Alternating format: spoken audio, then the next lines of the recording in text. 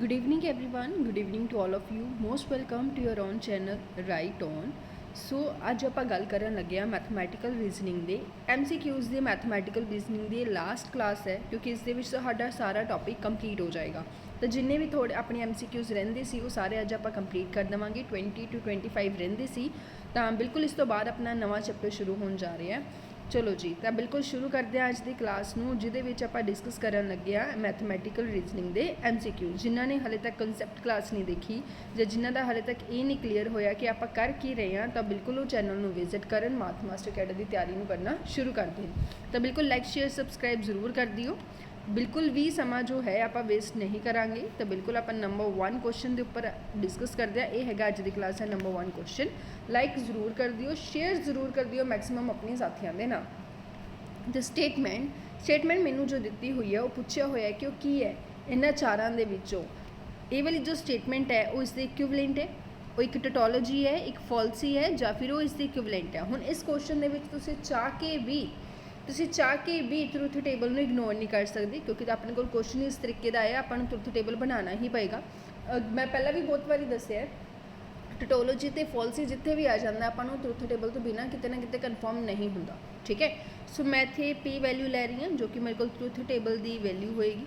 ਠੀਕ ਹੈ, just wait. ਹਾਂਜੀ, ਤਾਂ ਮੈਂ ਇੱਥੇ ਪੀ ਵੈਲਿਊ ਲੈ ਰਹੀ ਹਾਂ ਜੋ ਕਿ ਮੇਰੇ ਕੋਲ true, false, true and false ਦੇ ਅਕੋਰਡਿੰਗ ਹੋਏਗਾ। ਸਿਮਿਲਰਲੀ ਮੈਂ ਕਿਊ ਦੀਆਂ ਵੈਲਿਊਜ਼ ਲੈ ਰਹੀ ਹਾਂ, ਟਰੂ, ਫਾਲਸ ਐਂਡ ਫਾਲਸ। ਇਹ ਮੈਨੂੰ ਉਮੀਦ ਹੈ ਸਭ ਨੂੰ ਕਲੀਅਰ ਹੋਏਗਾ ਕਿਉਂਕਿ ਮੋਸਟ ਪ੍ਰੋਬੇਬਲੀ ਆਪਾਂ ਸਾਰਾ ਟੌਪਿਕ ਜੋ ਹੈ ਕਰ ਚੁੱਕੇ ਹਾਂ, ਹੈ ਨਾ।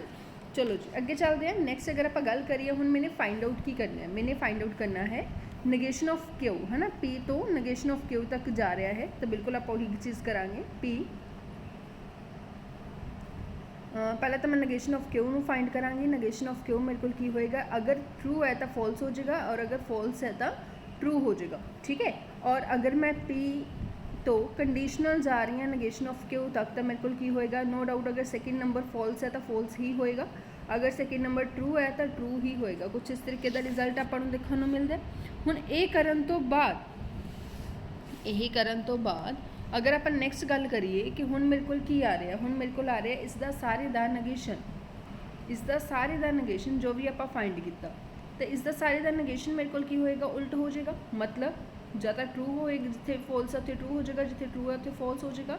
ਮਤਲਬ ਇਹ ਕੋਈ ਟਟੋਲੋਜੀ ਤਾਂ ਫਾਲਸੀ ਤਾਂ ਨਹੀਂ ਹੈਗੀ, ਮਤਲਬ ਜਾਂ ਤਾਂ ਇਹ ਫਰਸਟ ਆਪਸ਼ਨ ਹੈ ਜਾਂ ਫਿਰ ਇਹ ਲਾਸਟ ਆਪਸ਼ਨ ਹੈ। ਹੁਣ ਇੱਥੇ ਤੁਸੀਂ ਜੋ ਹੈ ਟਰੂਥ ਟੇਬਲ ਨੂੰ ਇਗਨੋਰ ਕਰ ਸਕਦੇ ਹੋ ਵੀ ਇੰਨਾ ਬਣ ਗਿਆ, ਦੋ ਆਪਸ਼ਨਸ ਦਾ ਪਤਾ ਲੱਗ ਗਿਆ। ਫਿਰ ਹੁਣ ਆਪਾਂ ਨੂੰ ਅੱਗੇ ਆਪਸ਼ਨਸ ਨੂੰ ਯੂਜ਼ ਕਰ ਆਪਾਂ ਵੈਲਿਊਜ਼ ਨੂੰ ਯੂਜ਼ ਕਰ ਸਕਦੇ ਹਾਂ।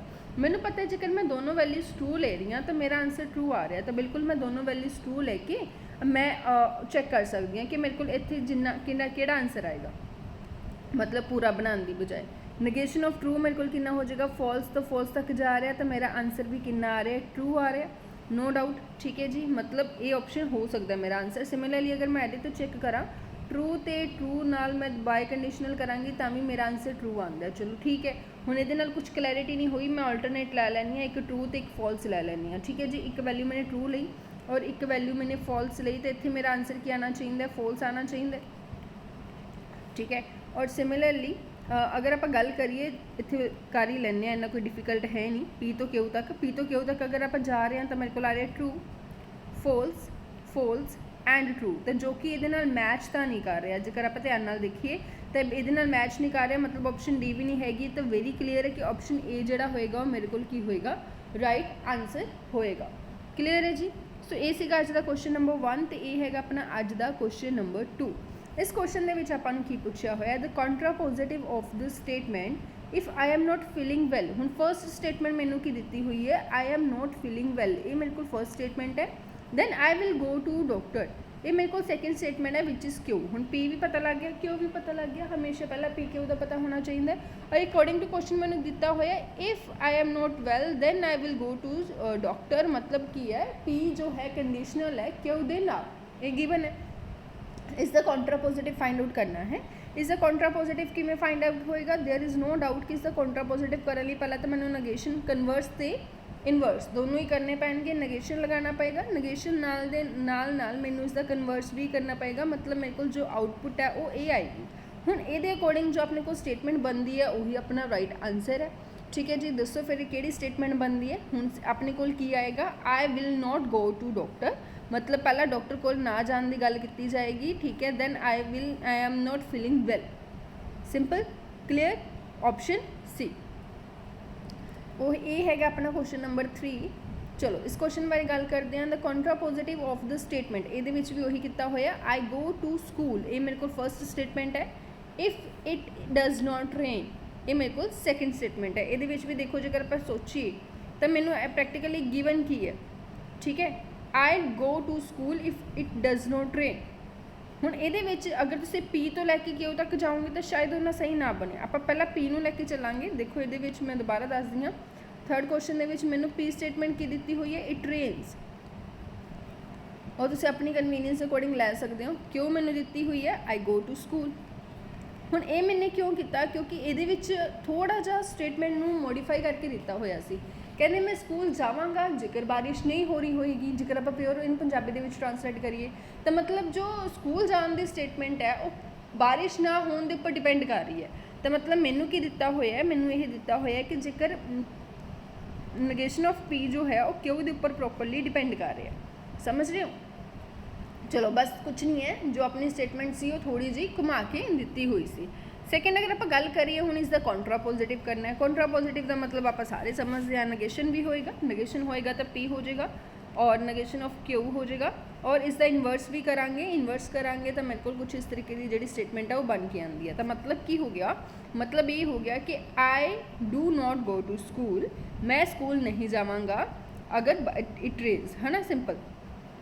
तो केड़ी ऑप्शन सही है, ऑप्शन बी। चलो अगे चलते हैं, ये है क्वेश्चन नंबर 3 और ये है जी क्वेश्चन नंबर 4। क्वेश्चन नंबर 4 के दिता होया, कहते मैंने दो स्टेटमेंट्स दित्तियां हुई ने। चलो पहले आप पढ़ लैने दो स्टेटमेंट्स किहड़ियां ने। पी स्टेटमेंट मैंने दी हुई है, if 7 is an odd number then 7 is divisible by 2। चलो ठीक है। क्यों स्टेटमेंट मैंने दी हुई है, if 7 is a prime number then 7 is an odd number. हुण इहदे विच तुसीं बिल्कुल नहीं सोचना कि प्राइम नंबर ऑड नंबर हुंदा है, जां ऑड नंबर 2 नाल डिविजिबल हुंदा है या नहीं हुंदा, जो भी है, ठीक है। जो गिवन है वो गिवन है। कहते अगर if V1 is truth value of the contrapositive of P, हुण P का कॉन्ट्रा पॉजिटिव की ट्रुथ वैल्यू मेरे को की आ रही है, V1 आ रही है, and V2 is the value of the contrapositive of Q, then the ordered pair V1 V2 मेरे को की होंगे। हुण समझ रहे हो, मैनू कॉन्ट्रा पॉजिटिव दी जिहड़ियां वैल्यूज़ ने वो दित्तियां हुई ने, होर कुछ भी नहीं। चलो सिंपल है, बहुत ईजी है, थोड़ा जिहा तुहानूं उलझवा लग सकता है बट एवें दा कुछ है नहीं। क्यों, क्योंकि अगर मैं प्रैक्टिकली सोचा, मैंने एक स्टेटमेंट दी हुई है P जो कि है 7 इज़ एन ऑड नंबर, जो कि दोनों दे विच है, ठीक है, जो कि दोनों दे विच है, 7 इज़ एन ऑड नंबर। मेरे को क्यू वैल्यू दी हुई है, इट इज़ डिविजिबल बाय 2, जो कि साफ नज़र आ रही है, डिविजिबल बाय 2। और थर्ड मैंने दी हुई है जिसमें मैं आर कंसीडर करांगी, that is 7 is a prime number, 7 is a prime number. चलो इन्ना करन तो बाद हुण देखो मैनू V1 की दिता होया, V1 जेकर आप ध्यान नाल देखिए तो 7 is an odd number, then it is divided by 2, है ना। तो मतलब की दिता होया है, P कंडीशनल क्यू दिता होया, और इसका कॉन्ट्रा पॉजिटिव की होएगा, negation of Q, negation of P, inverse से कन्वर्स दोनों करन तो बाद। हुण इसकी जो ट्रुथ वैल्यू है वो मेरे को की दी हुई है, V1 की ट्रुथ वैल्यू जो है वो मैंने दी हुई है P, sorry V1 is a truth value of P, ठीक है। इसकी ट्रुथ वैल्यू जो है वो V1 है। सिमिलरली अगर मैं सैकेंड की गल करा, इसकी ट्रुथ वैल्यू V1 है। सिमिलरली अगर मैं सैकेंड की गल करा, सैकेंड मैंने दिता होया कि अगर मेरे को R है, अगर मेरे को प्राइम है तो वो की होएगा, एक ऑड नंबर होएगा, और इसका भी मैं करांगी तो मेरे को negation of P and negation of R आएगा, जो कि मेरे को किसकी ट्रुथ वैल्यू है, ये मेरे को V2 की ट्रुथ वैल्यू है, ठीक है, क्लीयर है। हुण मैनूं ये दसो कि ट्रू ने या फॉल्स ने। हुण नेगेशन ऑफ क्यू मैनूं की कहंदा है, नेगेशन ऑफ क्यू मैनूं कहंदा है it is not divisible by 2 then it is not an odd number. It is not, if it is not divisible by 2 then it is not odd number. एवें दा कुछ है अपने को, क्योंकि अगर वो डिविजिबल बाय 2 नहीं हैगा तो वो ईवन नंबर होएगा। सो साफ पता लग रहा है। जेकर तुसीं दोनों भी चैक करके देखते हो तो दोनों ही जिहड़ियां स्टेटमेंट्स ने वो की आंदियां ने फॉल्स आंदियां ने। नेगेशन ऑफ क्यू का मतलब की हो गया it is not divisible by 2, then it is not an odd number which is false. Similarly अगर आप नेगेशन ऑफ पी की गल करिए जो कि नेगेशन ऑफ आर तक जा रहा है, if 7 is not an odd number then it is not prime number, है ना। तो दोनों ही मेरे को की आ रही ने फॉल्स आ रही ने, मतलब कि ऑप्शन सही है ऑप्शन ए। चलो अगे चलते हैं क्वेश्चन नंबर 5 के उपर। ये है question number 5, the contrapositive of the following statement. यह भी कॉन्ट्रापोजिटिव ही करना है, simple. The side of the squares double, मतलब मैंने एक वैल्यू स्टेटमेंट दी हुई है। इट्स एरिया इंक्रीजेस 4 टाइम, ये मैंने सैकेंड दी हुई है। पी तो क्यू तक जा रहा है। कॉन्ट्रापोजिटिव बड़ा सौखा है, नेगेशन ऑफ क्यू तो नेगेशन ऑफ पी तक जाना, मतलब कि अगर एरिया इंक्रीज नहीं हो रहा 4 टाइम्स तो मेरे को हो रहा है साइड आर नोट डबल, ठीक है, सिंपल। तो मतलब मेरे को किहड़ी ऑप्शन आ जाती है ऑप्शन सी। चलो क्वेश्चन नंबर 6। क्वेश्चन नंबर 6 के विच की दिता होया है, which of the following statement patterns is tautology. ये कहते किहड़ी टोटोलॉजी हैगी है। 4 ऑप्शन सानू दित्तियां हुई ने। हुण इत्थे दोबारा वही चीज़ आ जाती है कि आपां फॉल्स ही लभनी पैनी है, तो 4 ट्रूथ टेबल बनाने बहुत मुश्किल ने। जो तो तुहानू ऑप्शन के टोटोलॉजी या फॉल्स ही दिता हुंदा उत्थे ट्रूथ टेबल बनाना पै जाता है। बट हुण इत्थे आपां ट्रू फॉल्स वैल्यूज पुट करके चैक कर सकते हैं, जिथे फॉल्स आ गया दैट इज़ नॉट टोटोलॉजी, है ना। सो सब तो पहले तो मैं पी की वैल्यू ट्रू लै रही हाँ और क्यू की वैल्यू फॉल्स लै रही हाँ। देखते हैं कि आती है। फस्ट ए ऑप्शन में चैक करते हैं, ट्रू फॉल्स ट्रू। हुण देखो इनू करांगे तो नो डाउट ट्रू आएगा, ट्रू दी ट्रू नाल सॉल्व करांगे तो ट्रू आएगा, तो फस्ट हो सकता है। सैकेंड अगर मैं चैक करा नेगेशन ऑफ क्यू मतलब true, negation of false, sorry इतने नेगेशन नहीं आएगा, नेगेशन मैं ऑलरेडी कर चुकी हूँ, जो कि मेरे को आंसर की आएगा फॉल्स आएगा। So this can not be our answer, ठीक है। ऑप्शन सी नू चेक कर लेने। ऑप्शन सी नू चेक करांगे तो मेरे को कितना आएगा false, true and false false. तो यह आंसर मेरे को ट्रू आने वाला है, यह आंसर मेरे को ट्रू आने वाला एक आंसर हो सकता है। ऑप्शन डी नू चेक कर लेने, ट्रू एंड ट्रू, ये भी ठीक है। हुण ये प्रैक्टिकली देखा जाए तो सिर्फ एक ही ऑप्शन कट हुई है, दैट इज़ ऑप्शन बी। हुण दोनों एक सेम ले लैने, दोनों वैल्यूज़ के मैं ट्रू लैके चलती हाँ, देखती हाँ मेरे को की आंसर आता है। सो ये ऑप्शन में चेक करते हैं पहला। ये ऑप्शन के मेरे को आएगा जी ट्रू, ट्रू तो ट्रू तक बिल्कुल, ये तो मेरे को ट्रू ही आ रहा है, देख लैने। सी ऑप्शन के करांगे तो इत्थे भी मेरे को ट्रू आएगा एंड फॉल्स। अगर एक भी ट्रू है तो ट्रू होंगे, ऑप्शन सी भी हो सकता है। डी नू अगर आप चेक करांगे ट्रू एंड फॉल्स, तो ये मेरे को फॉल्स आ गया, मतलब ये भी मेरे को राइट आंसर नहीं है। हाले भी तुहाडे कोल 2 जिहड़ियां ऑप्शनस ने वो बचदियां ने। उसका रीज़न की है क्योंकि अपने को चेक करना अपने एक फॉल्स लै लैने, एक ट्रू लै लैने, ठीक है जी। हुण देखो जी ए ऑप्शन के पुट करते हैं फॉल्स और ट्रू तो फॉल्स तक। चलो इत्थे फॉल्स आ गया, पता लग गया कि हुण ये भी आंसर नहीं हो सकता, मतलब which is the right answer option C. Clear है। चलो अगे चलते हैं क्वेश्चन नंबर 7। क्वेश्चन नंबर 7 के पूछा होया dual of the compound statement. मैंने जो स्टेटमेंट दी हुई है वो डुअल करना है, इन्ना ज़्यादा मुश्किल नहीं है, बहुत सौखा जा काम है। और बस इन्ना याद रखना है कि जिथे यही है वह सिंबल मैंने डिजंक्शन के नाल चेंज कर देना। और सैकेंड थिंग कॉन्ट्राडिक्शन इत्थे तुहानूं सी नज़र आ रही है, इत्थे तुहाडे वास्ते सी दे विच ऑप्शन भी अवेलेबल अगर नहीं हैगी तो कॉन्ट्राडिक्शन भी जो है वो टोटोलॉजी दे विच चेंज हो जाती होंदी है, बस इस चीज़ को भी ध्यान दे विच रखियो। सो मेरे को रिक्वायर्ड आंसर की होएगा नेगेशन ऑफ पी और Q and tautology. This is my right answer. So which option is right here, option A, ठीक है। सो एक चीज़ जो सी ये थानू अगर नहीं पता सी तो ध्यान च रखनी है, कॉन्ट्राडिक्शन इत्थे सी का मतलब कॉन्ट्राडिक्शन है, मतलब सारे फॉल्स है और ये भी किदे विच चेंज होंदी हुंदी है डुअल के टाइम के उपर, टोटोलॉजी के विच चेंज होंदी है। चलो अगे चलते हैं question number 8। So this is our question number 8। Which one of the following statement is not a tautology. इन्होंने विचों किहड़ी एक जिहड़ी स्टेटमेंट है वो टोटोलॉजी नहीं हैगी। हुण नहीं हैगी दा मतलब तो वही आ जाता दोबारा। सो this is your homework question. ये क्वेश्चन तुसीं खुद करोगे तो नाल इसका जो कमेंट है वह भी मैनू करके दसोगे, क्योंकि एवें दे क्वेश्चन आप काफ़ी कर चुके हैं। सो solve it and give me answer, ठीक है। Question number 9। चलो ਹੁਣ ਇਸ ਦੇ ਵਿੱਚ ਵੀ ਦੁਬਾਰਾ ਸੇਮ ਕੁਐਸਚਨ ਪੁੱਛਿਆ ਹੋਇਆ ਹੈ, ਕਹਿੰਦੇ ਇਹਨਾਂ ਦੇ ਵਿੱਚ ਬੁਲਨ ਐਕਸਪ੍ਰੈਸ਼ਨਸ ਦੇ ਵਿੱਚੋਂ which of the following is tautology. ਤਾਂ ਓਬਵੀਅਸਲੀ ਇਹ ਵੀ ਹੁਣ ਆਪਾਂ ਕਰਾਂਗੇ, ਠੀਕ ਹੈ। ਤਾਂ ਟੋਟੋਲੋਜੀ ਆਪਾਂ ਦੇਖ ਲੈਂਦੇ ਹਾਂ। ਮੈਂ ਪਹਿਲਾਂ ਉਹੀ ਕਰਾਂਗੀ, ਟਰੂ ਔਰ ਫੋਲਸ ਵੈਲਿਊ ਲੈ ਕੇ ਚੱਲਾਂਗੀ। ਸੋ ਆਪਸ਼ਨ ਏ ਦੇ ਵਿੱਚ ਅਗਰ ਮੈਂ ਟਰੂ ਤੇ ਫੋਲਸ ਪੁੱਟ ਕਰ ਰਹੀ ਹਾਂ, ਟਰੂ ਔਰ ਫੋਲਸ, ਤਾਂ ਮੇਰੇ ਕੋਲ ਕਿੰਨਾ ਆਏਗਾ, ਟਰੂ ਆਏਗਾ। ਔਰ ਟਰੂ करांगे ਤਾਂ ਵੀ ਮੇਰੇ ਕੋਲ ਟਰੂ ਆਏਗਾ। ਤਾਂ हाँ ये मेरे को आंसर हो सकता है, not final but yes it can be. B option की अगर आप गल करिए ट्रू एंड फॉल्स करांगे तो मेरे को फॉल्स आएगा, ठीक है जी।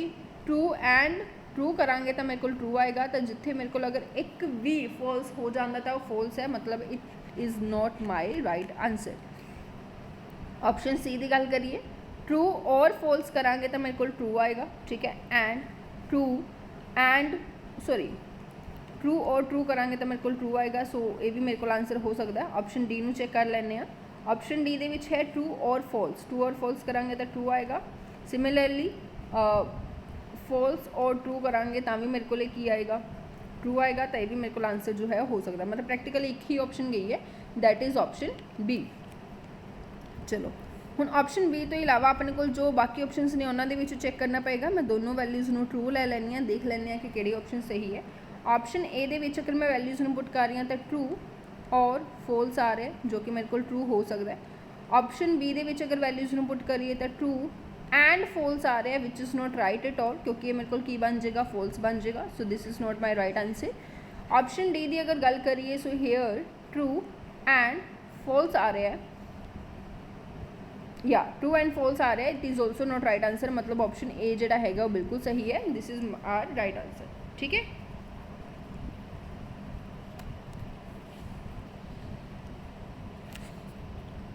नैक्सट अगर आप गल करिए क्वेश्चन नंबर 10 की, so this is question number 10।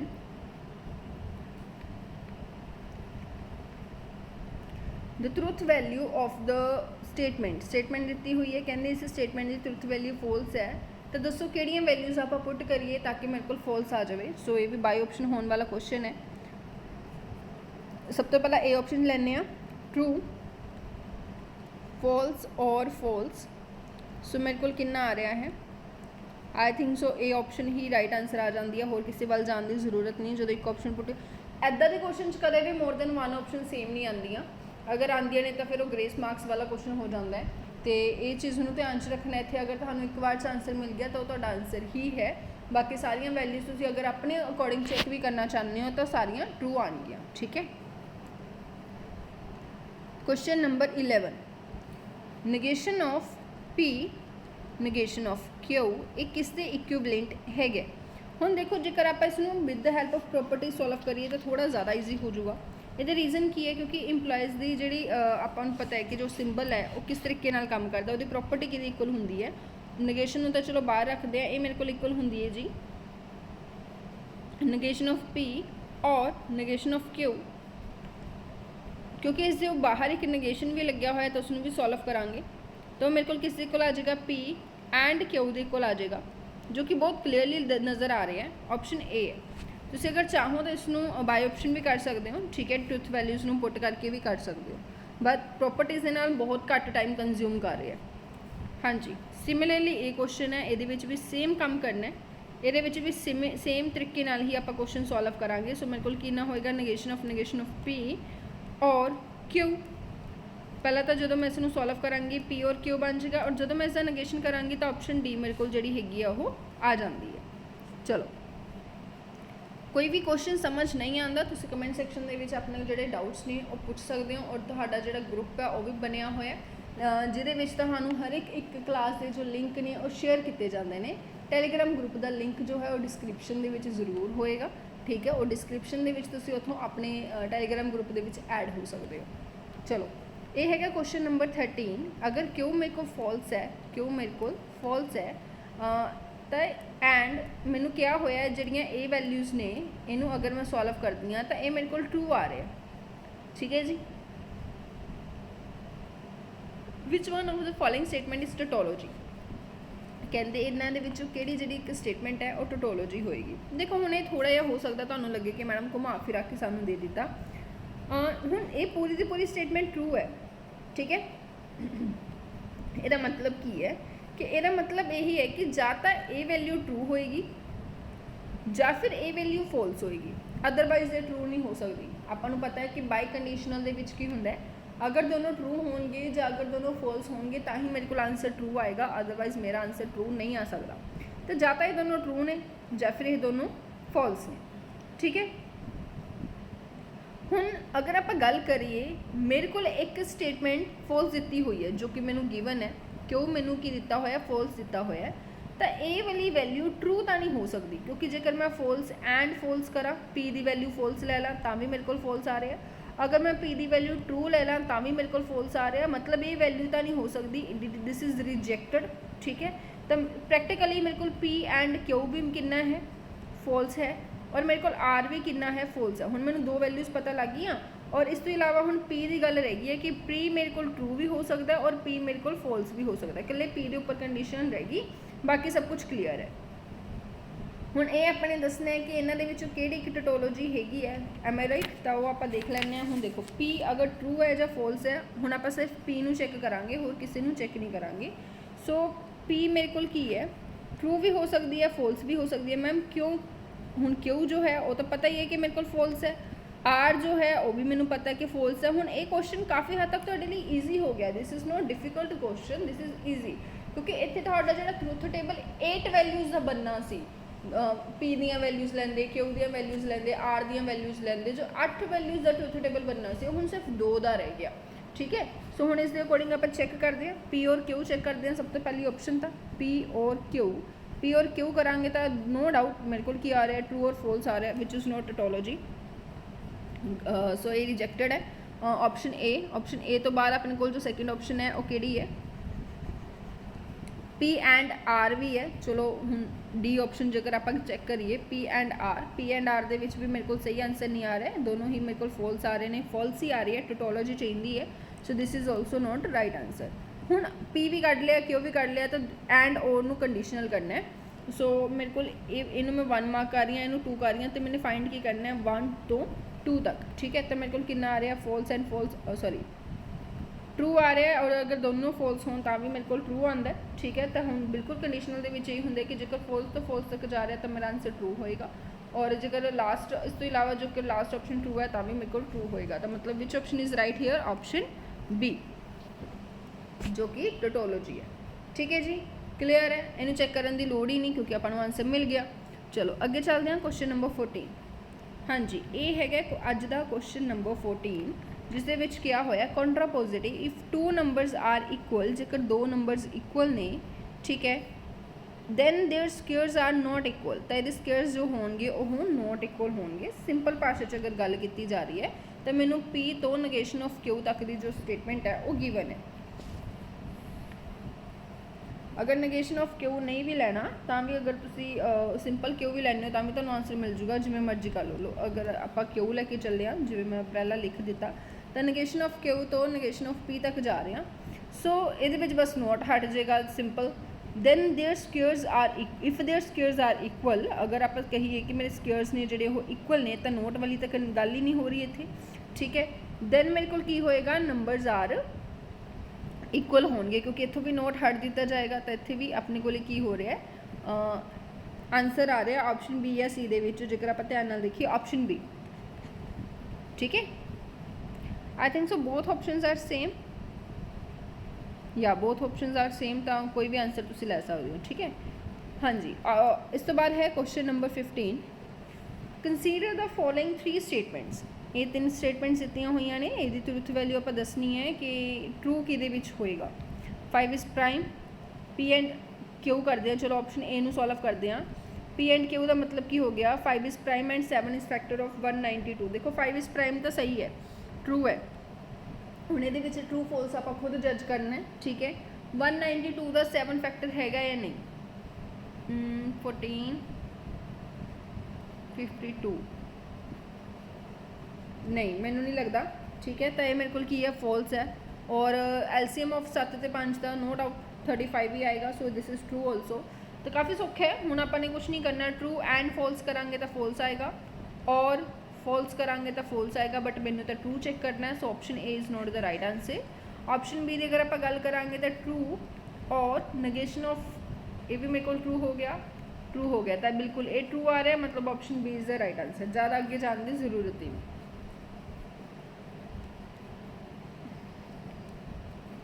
Question number 16 ये है question number 16 the contrapositive of the statement if you are born in India then you are a citizen of India। जेकर तुम इंडिया पैदा होए हो तो इंडिया के सिटीजन हो। You are born in India, ठीक है जी, ये मेरे को एक स्टेटमेंट होगी। You are citizen of India, ये मेरे को सैकेंड स्टेटमेंट होगी। कॉन्ट्रापोजिटिव करना है, सो मैनू नहीं लगता कि ये हुण तुहानू स्पैशल स्टेटमेंट्स बनाने की लोड़ है। ये अगर तुम अपने कंफर्ट जोन लिए बनाना चाहते हो तो बिल्कुल बना सकते हो। तो हुण इसका मतलब की है, if you are not a citizen of India you are not born in India. पहला नॉट आएगा सिटीजन के, फिर नॉट आएगा बॉर्न के, मतलब ऑप्शन ए। चलिए अगे क्वेश्चन नंबर 17। हाँ जी, ये है क्वेश्चन नंबर 17। कहते अगर बूलन एक्सप्रैशन दिता होया, हुणे तुहानू सिर्फ तो सिर्फ कन्फ्यूज करने दिता होया, होर इस दे कुछ भी नहीं है जिहड़ा आपां नू समझ ना आवे, ठीक है। ये जिहड़े सिंबल यूज किए हुए है, एक बूलन एक्सप्रैशन दिता होया ए वाला इज इक्विवेलेंट टू, ये सारा का सारा कहते कि इक्विवेलेंट टू है पी एंड क्यू इक्विवेलेंट है। जोड़े पी एंड क्यू ने जोड़े ये बिलोंग करते हैं तो दोस्तों ये दोनों वैल्यूज़ कि इक्वल होंगियां। सिंपल अगर तुसी एंड और यूज़ करोगे तो थोड़ा पता लग जाएगा कि जेकर मैं इसकी जगह पर कंजंक्शन एंड यूज़ कर रही हाँ तो इसकी जगह पर और यूज़ कर रही हाँ, मेरा आंसर केड़ा आ रहा है? मेरा आंसर ए आ रहा है। जे नहीं आ रहा फिर उस तो बाद मैं इसकी जगह पर और यूज़ करांगी तो इसकी जगह पर एंड यूज़ करांगी, जो दोनों और जो दोनों एंड, मतलब बाय ऑप्शन ही क्वेश्चन होएगा। सो ऑप्शन ए मैं ले लैनी है पहला, पी और and Q and negation of P और क्यू। तो ओबवियसली मैं इन्होंने इकट्ठा करके लिख सकती हाँ। P and negation of P लिखने तो बाद मैं ओके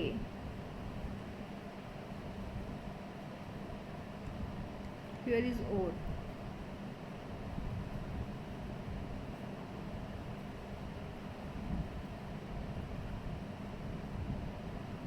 सो इन्हों इकट्ठा नहीं किया जा सकता क्योंकि मेरे को एक सिंबल का चेंज है, मतलब इस अंदर लैके जाना पएगा। पी एंड क्यू जो कि मेरे को एंड के जिमें आप अंदर मल्टीप्लाई करते हैं बिल्कुल सेम कॉन्सैप्ट के नाल, और पी एंड क्यू जो कि मेरे को और दे नाल लिखा जाएगा, एंड दे नाल लिखा जाएगा क्यू दे नाल, ठीक है। चलो हुण ये दोनों तो ओबवियसली खत्म हो जाएंगे। मेरे को इत्थे कल्ला की रह जाता है, मेरे को इत्थे ओनली क्यू रह जाता है। और ये अगर आप गल करिए ये दोनों बिल्कुल सेम ने, ठीक है। तो मेरे को ओवरऑल आंसर कितना आ रहा है? पी एंड क्यू, जो कि बिल्कुल सही है। देखो इन्हें मैं दोबारा एक्सप्लेन कर दी हाँ। हुण जो मेरे को ये स्टेटमेंट बन गई है P and Q and negation of P, ठीक है, और नाल नाल मेरे को सैकेंड जगह पर भी स्टेटमेंट बन रही है that is P and Q and Q. हुण ये तो बड़ा क्लीयर है कि इनू मैं दो बारी एंड क्यू लिखने की बजाय मैं पी एंड क्यू लिखना ज़्यादा प्रेफर कराँगी। और ये अगर आप गल करिए ब्रैकेट नू हटा देने हैं, ब्रैकेट नू हटा के मेरे को की बनता है? मेरे को बनता है P and Q and negation of P and negation of P, ठीक है। हुण जेकर आप ध्यान नाल देखिए तो पी नू नेगेशन ऑफ पी नाल मैं सॉल्व कर दी हाँ तो कोई गल नहीं बनती, ठीक है। मेरे को ये ओवरऑल जी स्टेटमेंट है ये पॉसिबल ही नहीं हैगी। ये स्टेटमेंट की है? फॉल्स है। तुसीं इहदे विच कोई भी ट्रुथ वैल्यू जी हैगी for example true false put करके देख लो, कुछ भी ये पुट करोगे तो कोल फॉल्स ही आऊगा। वो रीजन तुहाडे सामने है, ठीक है जी। हुण ये मेरे को ओनली की बच जाती है पी एंड क्यू, मतलब विच ए ऑप्शन चैक किया सी, ए ऑप्शन ही अपने को सही आ गई। सो मतलब A is the right answer. चलो हाँ जी अगे चलते हैं। इस कॉन्ट्रापोजिटिव पूछा होया, कहते ए बी का सैट है, बी सी का सबसैट है, दैन मेरे को की होएगा सी डी का सबसैट होएगा which is practically P statement है, क्यू स्टेटमेंट है एंड आर स्टेटमेंट है। ये कह रहे हैं कि जेकर पी एंड क्यू है, अगर पी एंड क्यू है तो मेरे को आर स्टेटमेंट जी है वो आएगी। ये कॉन्ट्रापोजिटिव आप करना है। हुण ये कॉन्ट्रापोजिटिव होएगा कि नेगेशन ऑफ आर, पहली गल तो negation of P and Q, ठीक है। ये मेरे को कॉन्ट्रापोजिटिव होएगा। ਹੁਣ ਇਹ ਜਦੋਂ ਤੁਸੀਂ ਕਰੋਗੇ ਤਾਂ ਤੁਹਾਡੇ ਕੋਲ ਕੀ ਰਿਜ਼ਲਟ ਨਿਕਲਦਾ? ਸਭ ਤੋਂ ਪਹਿਲਾਂ ਤਾਂ ਨੈਗੇਸ਼ਨ ਆਫ ਆਰ ਨਿਕਲਦਾ, ਮਤਲਬ C is not the subset of D. ਤਾਂ ਇਹ ਮੇਰੇ ਕੋਲ ਇੱਕੋ ਹੀ ਸਟੇਟਮੈਂਟ ਦੇ ਵਿੱਚ, ਇੱਕੋ ਹੀ ਆਨਸਰ ਦੇ ਵਿੱਚ ਅਵੇਲੇਬਲ ਹੈ।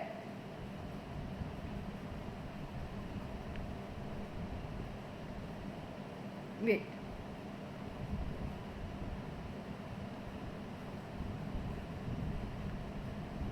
ਇੱਕ ਮਿੰਟ, ਆਪਾਂ ਪਹਿਲਾਂ ਇਸ ਨੂੰ ਪ੍ਰੋਪਰਲੀ ਸੋਲਵ ਕਰਕੇ ਦੇਖੀਏ। ਰੁਕੋ, negation of R, negation of P और negation of Q ਆਏਗਾ।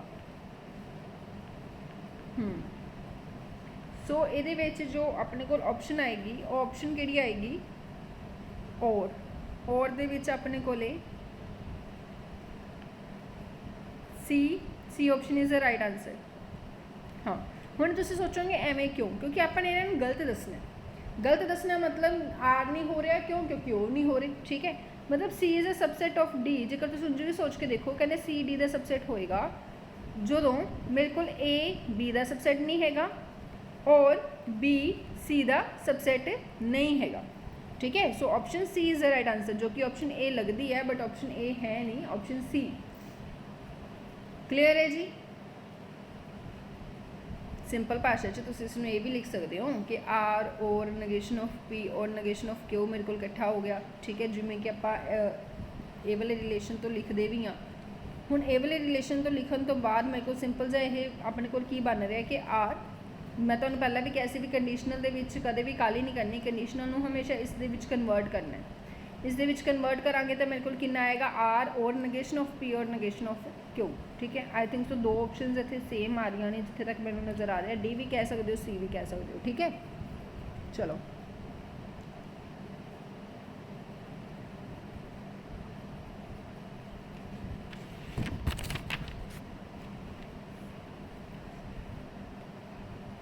ਚਲੋ ਇਹ ਹੈਗਾ ਕੁਐਸਚਨ ਨੰਬਰ 40। ਬਸ ਇਹਦੇ ਵਿੱਚ ਤਾਂ ਟਰੂ ਫੋਲਸ ਹੀ ਦੱਸਣਾ ਹੈ, ਨਥਿੰਗ ਐਲਸ, ਕਿ ਇਹਦੇ ਵਿੱਚ ਕਿਹੜੀ ਸਟੇਟਮੈਂਟ ਟਰੂ ਹੈ, ਕਿਹੜੀ ਸਟੇਟਮੈਂਟ ਫਾਲਸ ਹੈ। ਅਗਰ ਦੋਨੋਂ ਟਰੂ ਨੇ ਤਾਂ ਆਪਸ਼ਨ ਏ ਆਏਗਾ, ਅਗਰ ਦੋਨੋਂ ਫਾਲਸ ਨੇ ਜਾਂ ਜੋ ਵੀ ਇਸ ਤਰੀਕੇ ਨਾਲ ਮੈਨੂੰ ਆਨਸਰ ਦਿੱਤੇ ਹੋਏ ਨੇ। ਠੀਕ ਹੈ, ਸੋ ਆਪਾਂ ਨੇ ਤਾਂ ਸਟੇਟਮੈਂਟਸ ਨੂੰ ਟਰੂ ਫਾਲਸ ਦੱਸਣਾ, ਹੋਰ ਕੁਝ ਨਹੀਂ ਕਰਨਾ।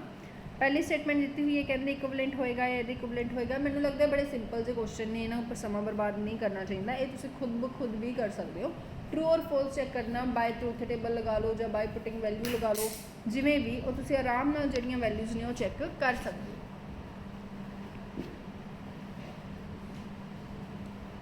सो ये सीगा अपना मैथमैटिकल रीजनिंग का टॉपिक। ये मैं तुहानू स्क्रीन के उपर बिल्कुल ही सारे क्वेश्चन दिखा देनी हाँ, क्योंकि अगर तुसी इन्हां दी प्रैक्टिस करना चाहते हो, सॉल्व करना चाहते हो, दैन बेशक कर सकते हो। ठीक है, ये अपने क्वेश्चंस ने और ये सारे क्वेश्चंस तुसी खुद करोगे तो इन्हां दे आंसर्स भी दोगे। ये क्वेश्चन आपां अगर गल करिए होमवर्क दे विच दे रहा तुहानू, ठीक है जी, क्योंकि सारे सेम क्वेश्चन है, पॉलिसी टोटोलॉजी चैक करना है नॉल, तो बहुत सिंपल सिंपल जो क्वेश्चन है। इन्हां विचों कोई भी क्वेश्चन तुहानू लगता है कि मैम ये वाला क्वेश्चन जो है वो नहीं होया, यू कैन आस्क मी। ठीक है, आप क्वेश्चन जो है वो सॉल्व कर लाँगे जो ग्रुप के सॉल्व करके तुहाडे नाल जो सोल्यूशन है वो शेयर कर देंगे। ठीक है, रही गल ग्रुप की तो मैं दोबारा दस रही हाँ, टैलीग्राम ग्रुप का लिंक जिहदे विच मैं लिंक शेयर करती हाँ वो भी, तो जिहदे विच तुसीं आपस दे विच डिस्कशन कर सकते हो वो भी, दोनों के लिंक मैं डिस्क्रिप्शन दे विच हुण ऐड करांगी, दोनों नूं ज्वाइन कर लियो। इहदे नाल ही अपना चैप्टर नंबर 10 जो है खत्म हुंदा है। ਜਿਹੜੇ ਜਿਓਮੈਟਰੀ ਦਾ ਵੇਟ ਕਰ ਰਹੇ ਸੀ ਸਟ੍ਰੇਟ ਲਾਈਨ ਦਾ, ਸੋ ਤਿਆਰ ਹੋ ਜਾਣ, ਹੁਣ ਆਪਣੀ ਸਟ੍ਰੇਟ ਲਾਈਨ ਦਾ ਜਿਹੜਾ ਟੌਪਿਕ ਹੈ ਉਹ ਸ਼ੁਰੂ ਹੋਣ ਜਾ ਰਿਹਾ ਹੈ। ਕੱਲ ਦੀ ਕਲਾਸ ਤੁਹਾਡੇ ਲਈ ਸਟ੍ਰੇਟ ਲਾਈਨ ਦੀ ਹੋਏਗੀ। ਠੀਕ ਹੈ ਜੀ, thanks for watching, take care and don't forget to like, share and subscribe.